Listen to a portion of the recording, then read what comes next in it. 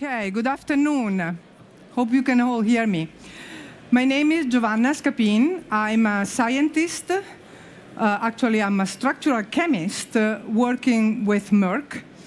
Merck is a fairly large pharmaceutical company located mostly on the East Coast in the New York, New Jersey, and Boston area, soon to be located on the West Coast in South San Francisco. I've been with Merck for about 20 years now, and one thing that always impressed me with the company is their continuous commitment to innovation in every single aspect of the drug discovery process. And innovation is what brought me here to work with the Infusion group. All right, and I'm Jeremy Bibby. I'm a principal architect at Infusion. So Infusion is a consultancy which helps businesses to do digital transformations and understand how new technologies and paradigms can be applied to their sort of problems they encounter in their business. I've been with Infusion for about 8 years and have helped a pretty wide spectrum of different businesses help apply this new stuff. Okay, so I'm going to start by giving you guys an introduction on drug discovery. So Merck, as I said, is a pharmaceutical company, and the business of our company is to make drugs. And it's not a pretty business. For once, we have a failure rate of about 99%. Mm-hmm. We are really highly regulated. We have to obey to a variety of rules set by the local, the state, and the federal government. It's a business in which no mistakes are allowed. If we make a mistake, we can go back and say, let's try again. If we make a mistake, somebody will die, and that's not acceptable. On top of everything, the pharmaceutical business is something that everybody loves to hate. Mm-hmm. We are big pharma. We don't spend enough money to do basic research. We spend way too much money to do basic research. Why are your drugs being so expensive and they can be available to the regular customers? Well, they are so expensive because they are very expensive to make. It takes more than 12 years and somewhere upward of $2 billion to take one little molecule from a pool of 10,000 compounds and progress it all the way up to FDA review, FDA approval, and the market. The drug discovery process is very complicated. There are 3 major areas. The beginning is what we call early stage research and discovery. And it's where we basically do hit generation. We identify a target, we identify a molecule that has the potential of becoming a drug, and then we optimize this molecule. The second step is all the preclinical testing. This is what we do before getting into humans, because we want to make sure that the molecule that we generate won't be harmful to human population. The preclinical testing is also fairly extensive. It takes early stage R&D takes maybe 4 to 5 years. Preclinical testing, clinical trials take 6 to 12 years. Clinical trials is by far the most expensive and the lengthiest of all processes, because we have a lot of things that need to be tested. It doesn't stop there. Once the drug is FDA approved, we keep on tracking it. We track it after post-market, and we keep on collecting data, analyzing data, and spending money, making sure that the drug is the best that it can be, and looking for opportunities to even improve further up the drug. So as I said before, I'm on the early stage research and discovery. I work in this area. All of these steps need to be as fast and as efficient as possible. In preclinical and clinical trials, there is only that much we can do, because, as I mentioned, there are rules and regulations we have to obey for. And we really don't want to cut corners when we get to test in humans. But the early stage R&D, it's something that we can look at to make it faster, make it better. So how do we can make it faster, make it better? Meaning, how do we go from identifying a target to a drug in a much shorter period of time? One way is to use 3-dimensional structure information, which is basically designing a map. So you can think about going from point A to point B. If you don't have a map, you can try to go right and go left and go up and go down. Eventually, you'll make it to point B. But if you have a map that tells you how to do, it's going to take you much less time and much less effort. So if we have a molecular structure of our target, like in this case, this protein over here that's called carbonic anhydrase, and it was a target of a drug that was developed by Merck many years ago, we can tell the chemist the path to a better molecule. We have a point A. We know that there is something bound in this structure. We can tell the chemist the steps that they can take in order to reach point Z or point B, which is the final product, in a much faster way. It's a very iterative process, and of course, the same if you have a map. If you don't know how to read a map, it's totally useless to you. So we need to have a way for us and for the chemist to be able to understand and read the individual pieces of the map, which means to understand and read each individual structure that we provide. This is not simple because it's a three-dimensional structure that we are looking at on a two-dimensional space, a screen. We try different approaches in order to make this simpler. One thing is, for example, doing 3D printing, taking your target molecule, your drug, make a 3D print of the two and see how they match. This is A, very expensive. B, you will have to make a print for each single molecule that you make and becomes very time-consuming. Third, it's not very functional. Molecules, proteins, biological molecules are very flexible, and they move a lot. And on this kind of prints, we lose all the flexibility, so we lose a humongous amount of information. Another possibility is to use what we call 3D studios, which are the same thing that you have when you go see a 3D movie. The movie is two-dimensional, but you're wearing glasses, and it seems that you're seeing things in 3 dimensions. Again, it's a way to do it. There are several drawbacks. One of them is that only the person that's projecting the movie is in charge of the movie, so nobody else can interact with it. It's very hard. Everybody has to be in the same room. This technology is not compatible with remote presence of teleconferences. And this is a problem with Merck because we have sites in many different cities and teams that are located in many different cities.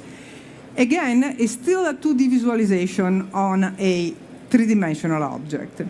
So what we decided to do is maybe we should try to get a 3D visualization of a three-dimensional object, an hologram, using something that now we know it's the HoloLenses, and have a way to manipulate this object with hands, with voice commands, be able to share the object among different people.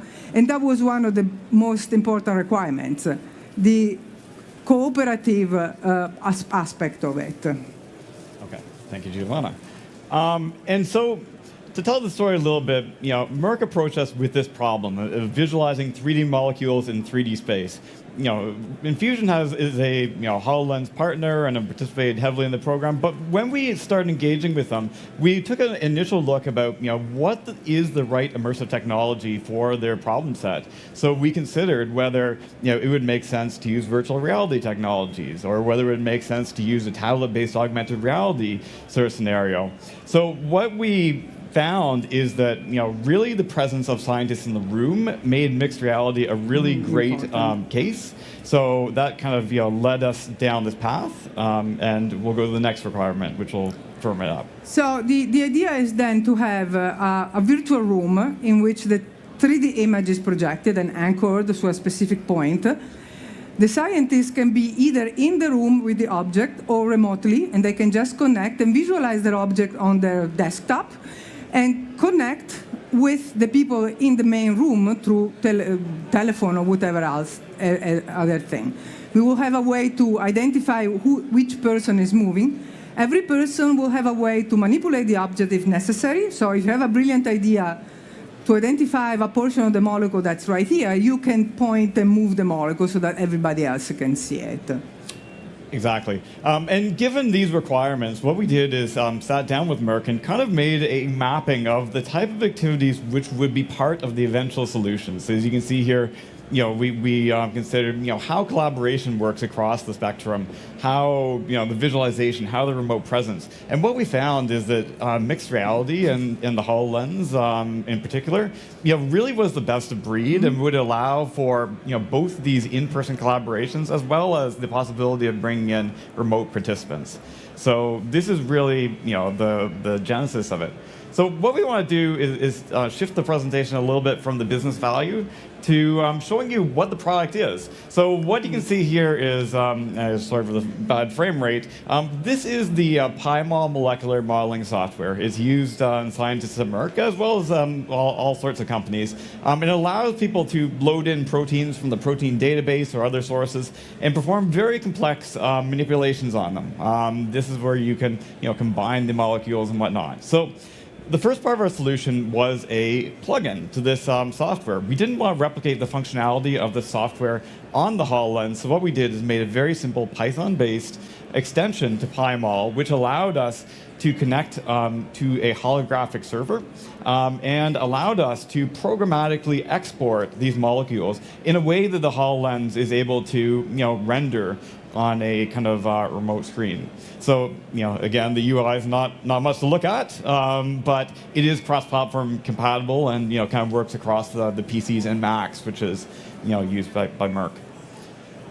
So that's the line business application. So I want to show you the actual HoloLens application as well. So what you'll see here is that when we start the application, we have a simple pin. So security is a big part of it. As I mentioned, these are very proprietary molecules, and you definitely want to make sure that there's security. So the actual solution, we'll use Azure AD and whatnot, but PIN is kind of the bare minimum. So what you can see here is that we are able to see the same molecules that you might see within the PyMol software, and you can very, very lightly see it in the thing there. And you're able to do the sort of basic manipulations, transform, scale, whatnot, as well as perform notes and save views of the molecules which are produced in the software. So again, it's something which the value of this is that there's no modeling required by someone in 3D Studio Max or anything like that. It's all generated directly from the line of business application and can be used without replicating the functionality of that application within the HoloLens, which would be a very expensive and time-consuming process.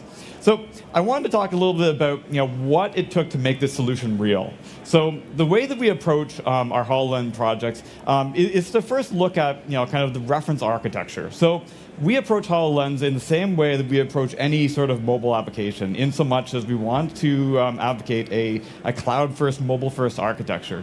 What this allows us to do is to not only have HoloLens applications connected to this, but also integrate into other applications such as existing line business applications, potentially companion applications which run on mobile, as well as have a great backend which we can typically host either in the cloud or on premise.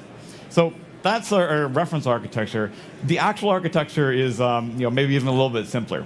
So I'm going to go through each of these bits in a little bit more detail, but at the root, we have the end user devices, which are obviously the holographic devices, as well as the laptop. They all are able to talk to a shared series of services, being the molecular server, which is a ASP.NET web app, as well as using portions of the Holo toolkit. So through a combination of these kind of easily available, pretty standard offerings, we are able to have a coordinated experience between the HoloLens and the line business applications. So let's talk a little bit about each piece. So the first piece I'd like to talk about is the PyMol plugin. So as you saw before, they're definitely not the nicest UI, but it is a Python-based extension to the PyMol software. So it'll run on any version of PyMol, and PyMol is an open source offering. So it'll work across Linux, Unix, Mac, Windows, whatnot. What this actually does is it helps us to export these molecules in a way which is digestible by our mesh decimation software as well as the HoloLens, and is able to perform some basic operations to do that export. What's important to note is it actually has bi-directional communication to the server through a combination of basic REST as well as SignalR. So it allows it to do things like, when the HoloLens chooses the next molecule, it can send notifications to the line of business application. And you can really imagine how that pipeline can be built out. The next part of the puzzle is the molecular server. So what this is a simple ASP.NET web app. And what it does is, and it can obviously be deployed either locally or in Azure. We've done both. It allows for the storage of the molecules as well as the coordination of the process of turning those molecules from something which can be potentially very complex and millions of polygons into something which is digestible in the HoloLens, down the 60 or so thousand polygon range. How does that happen? That happens through a process of mesh simplification, otherwise known as mesh decimation. There are a number of different software offerings on the market there which do this. We chose to use a piece of software called MeshLab. MeshLab is an open source piece of software which allows you to do some great scripting around the sort of operations you want to perform on your meshes. So through that, it allowed us to, from our server component, call into this sort of headless process and transform our molecules from potentially millions of polygons down to this kind of 64,000 vertex sort of thing. Now, there are a couple of caveats about that, as you might understand.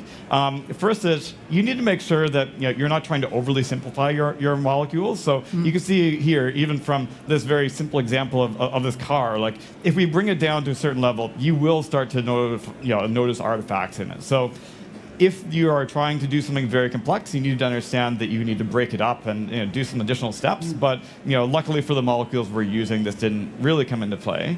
The other part is that within Unity, for any particular model, its max is 64,000 vertices. If you want to go past that, you can break up your model, but it is something we definitely ran into.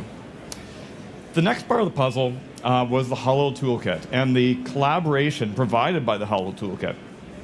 So what this is actually a open source offering based on the RackNet Unity package. And what's great about it is it allows you to have cross-platform communication between both Unity devices as well as devices over a pretty wide range of platforms. So we were able to tie in our ASP.NET application, for instance, into this Holo Toolkit infrastructure so that we can have communication back and forth between the the server and all the devices. And works in Android, iOS too. And then the last piece of the puzzle is the HoloLens application itself. So like most partners, we chose to develop this in Unity, and that's just because of the kind of richness of the game platform there. And what's interesting is that a lot of the components required to kind of make this real actually came in the form of Unity asset store packages. So these include things like Zenject, things like REST API libraries. They include the packages required to do this sort of dynamic loading of the molecules. So there's a lot of great functionality provided there, and obviously we built in all the coordination and communication between this and the Holo Toolkit and the REST server. So I hope this gives you a pretty good idea about what's part of the solution. The last part of our presentation, we want to spend a bit of time talking about what we learned from this process and what we learned specifically in kind of 4 areas. The first one is what we learned about Unity. So Unity is a game editor, and it allows you to do some pretty nice holographic stuff. Now, what we found is that you really need to look at the asset store when you're trying to develop new functionality. So when we first started, we decided to build some of the REST stuff from the ground up. But it turns out there's a lot of great assets available out of the box which allow you to do this in a very battle-tested, easy way. Most of our other findings came about collaboration. So collaboration in Unity historically has been a bit challenging, but what we found is that by providing sandboxes for developers and designers, it allowed us to kind of each operate within our own little sphere, and then by designating the team lead or someone like that to actually integrate it into a main scene, it allowed us to provide a very sort of nice workflow. The next thing I'd like to bring up is the Holo Toolkit. So the Holo Toolkit, if you don't know, is a great open source library which is kind of maintained by Microsoft and monitored. It provides a lot of the functionality which you use within holographic applications. Now, a few caveats about that. first thing, when you're developing a holographic capability around spatial understanding or anything like that, check the Holo Toolkit first. So I can't mention the number of things which we started to develop, only to find that there was a reference implementation which was great within the Holo Toolkit. So that is something you should definitely check. The second part about that is that it changes very frequently. So when you're using the Holo Toolkit, make sure that you kind of plan for these upgrades. Don't change it and kind of tie yourself to a particular implementation, because it'll create challenges for you down the road as you try and move the code base along.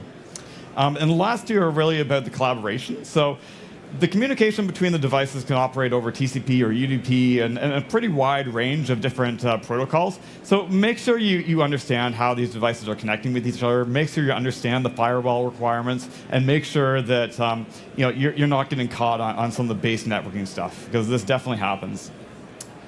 The next one is spectator view. So spectator view is what allowed us to capture that kind of third-party perspective of the application. It's a great technology, and but with that being said, there's a few things that you should definitely be aware of. First of which is device compatibility. So you definitely need to make sure that you check the device compatibility, because we ran into problems with cameras which weren't full 1080p and some things like that. So first, if you read the README, you'd get through that. The next part, and probably most important, is to make sure that you're using known versions of software and tools. So specifically the Holo Toolkit and Unity, there are versions which are recommended as part of the READMEs within the spectator view. So by using these known packages, you get away from the problem of just having to test things which no one has really run before. So we ran into problems in using a beta version of Unity with a beta version of the Holo Toolkit, which are really hard to diagnose. So just use the ones which are kind of recommended. And the last thing that I want to talk about is sort of the change we had to our sort of design and implementation. So historically, we certainly follow an agile methodology for all of our projects, but we found that for these holographic applications, you need to take that to a step further. And it's not kind of all about 1 week sprints. What we found is that by implementing a sort of like a daily process, which was kind of punctuated by daily mixed reality captures of our work in progress, it allowed us to very rapidly iterate over sort of ideas and concepts, which would be impossible if you were kind of doing kind of week at a time. So, what I really stress is that you do get into this sort of, process where you try and do daily demos, and you try to kind of go from this ideation to definition to build, and then just iterate over that process to get to something from a low fidelity into something which you can kind of, release out to the clients and to the public. So that's our time. So thank you for your time. I hope you have a great build conference, and we'll be available over there if you have any questions about our project or HoloLens in general. Thank you.